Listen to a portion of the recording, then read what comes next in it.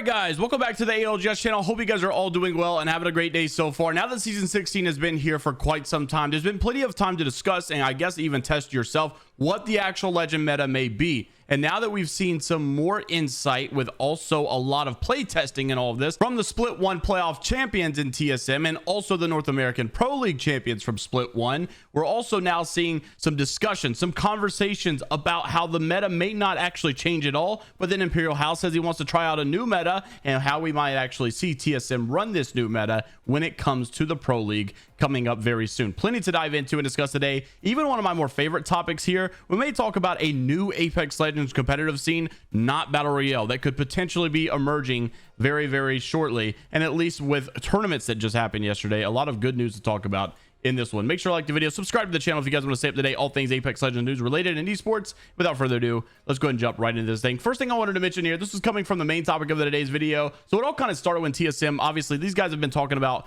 very much lately what the meta may be and what meta they're going to be running here in the Pro League coming up very shortly. And basically a lot of people have been putting out videos that Seer is actually not as nerfed as you may think, even though like we read the patch notes and we're like, oh, he's nerfed to the ground. Apparently it's not all that bad.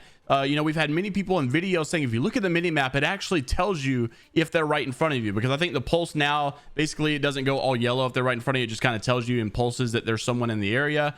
But however, if you look at your mini map, it will still light up yellow and stay permanently yellow if he's there in front of you or if that person is there in front of you. So it's actually not that bad. And also Albrelli said Bloodhound is not nerfed as bad as you may think. And so here's what Imperial Hal said. He started off by saying Seer is still busted and no one is playing him. And it's kind of funny the way that the Apex Legends fans perceive nerfs and buffs, because like obviously we saw this, we're like, okay, he's done, nobody's gonna play him, and we all stopped playing him.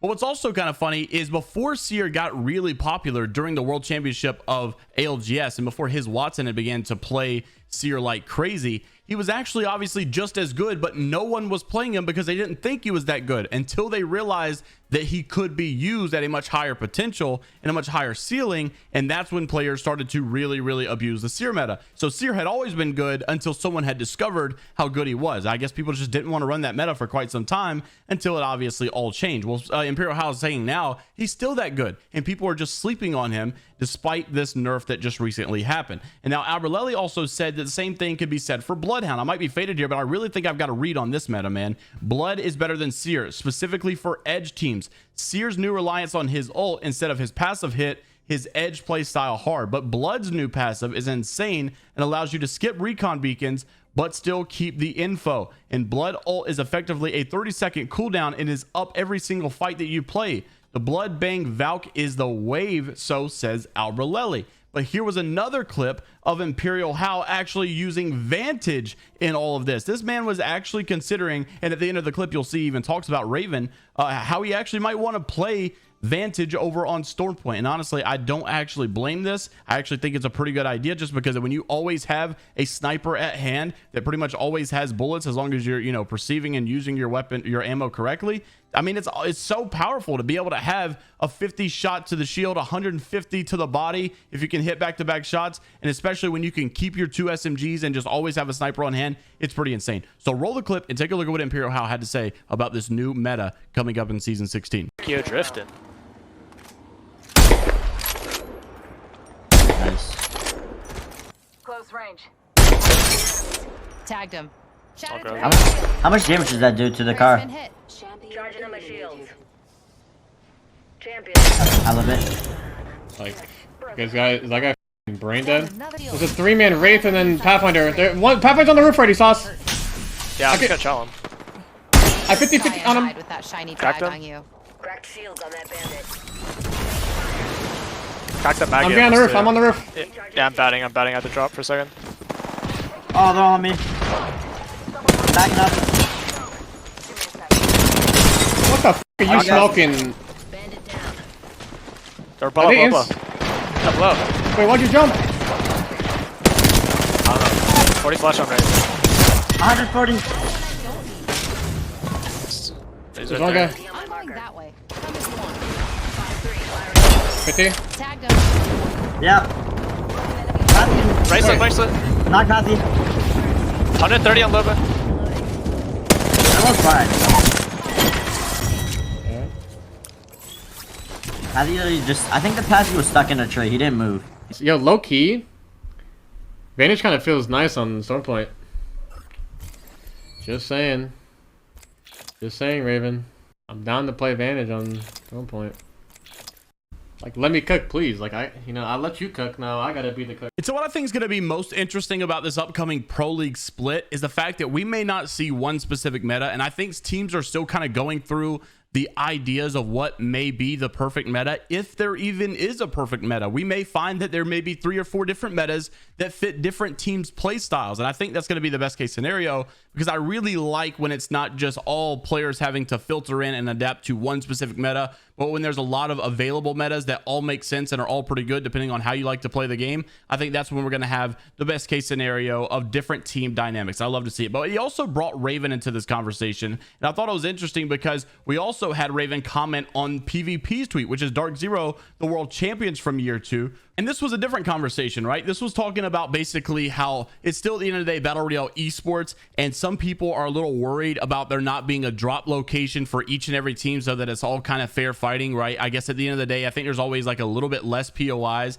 than there are teams that are in the game. So you're always going to have some teams drop on each other and contest each other. And I think at the end of the day with that, there's always going to be one team that is going to be having to fight right off the rip. And some people may think that that's a good thing. Some people may think it's not such a good thing, because what happens if TSM gets the unfortunate luck of the draw, or is that even possible? And this is when Raven basically said this. PvP was like, look, the POI balance tweet has been deleted, because I think he was complaining about it right before this, but realistically nothing will be done, and there's no point to even raise awareness about it and trying to help out other teams. And Raven actually said, look, maybe it's a good thing that we don't have enough POIs for every team to land at, because at the end of the day, some teams just deserve to be the prey. Let them be the prey. Obviously, if they're not going to be good enough, if they're not going to step up to the plate and show and assert some dominance, then let them be the prey. And that's when PvP responded, okay, look, maybe this is some wise words. And so I'm interested to see what you guys think about that take. But it also kind of brought the conversation of Battle Royale being a competitive game, and this is what I really love to see. This was coming from Sweet Dreams over on NRG, the team that got second place at this LAN event over in London just recently. They had a Twitch Rivals tournament here recently, and there was actually Team Deathmatch private matches in this, which we know is coming to the main game very shortly. And it was amazing because you were finally able to see teams go up against teams. Brackets actually could be formed in this kind of format, and you could have preset games where there's a complete fairness. There's no RNG, there's no luck of the draw, there's no, oh crap, I didn't get a gun. It's just all perfect, and it's all chaos, and it's always intense. There's no boring, first 10 minutes of the game where everybody's looting and there's no fighting going on. It's just absolute bliss. Sweet Dreams was hyping this up, and I really wonder if a bunch of teams really enjoyed this and a bunch of pro players continuously enjoyed this. Will we ever go to the point where maybe we have a team death, or what if we have like a Call of Duty style where we have a Battle Royale Pro League and Pro Scene, but then we also have another Pro Scene where we have maybe Control Mode and Team Deathmatch are in the pro games, and we do best of 3s or something like that. I think that would be intense to see. And this is kind of, if you watch some of this tournament, you can see some like hype moments. I think NRG Sweet Dreams makes a perfect point of how it captures all of the best moments. That like Battle Royale, when you watch, the best moment to watch is the end game. That's when it gets chaotic, but TDM is always chaotic, and that's when it highlights all of that. It keeps people engaged. I really love that he's hyping this up. I wonder if we'll ever see anything come out of this. Take a look at this clip that Sweet Dreams had to say. I mean, I just asked my chat, and probably 1,000 people were all in unison saying that that was one of their most fun Apex tournaments they've ever watched. Like, it's a shorter match where it's all kills and comms, and it's like, how the most exciting part of an Apex Battle Royale game is the end game, where it's high energy, a lot of people talking. TDM, it kind of captures that essence, and it's for the entire game, right? The first kill is just as important as the last, and I think people really enjoyed it. And so this kind of brings you to the conversation. I mean, considering Sweet Dreams asked his chat, and they're all Battle Royale viewers, and they all basically say, look, we loved watching that. Will Apex ever decide to branch off and do some more stuff? I mean, at the end of the day, we all love Battle Royale, right? And I don't think Battle Royale esports is going anywhere anytime soon. And if you kind of make the pro scene, or maybe a double pro scene at different times, like if you don't ever overlap tournaments, you make a Battle Royale championship be on a Sunday, maybe the other one can be on a Saturday or something, or maybe you could do one of the games in the morning, one of the night, one be, maybe just kind of alternate which games are currently on, so that you don't have too much going on and everybody can always stay involved. And I think what you could do, you could maybe get a day where TSM is going up against NRG head to head in the grand finals. That is going to attract the crowd like literally never before. don't get me wrong, Battle Royale is most certainly going to continuously always attract the crowd. People love to watch it, and especially with match point system, it's so good for the viewers.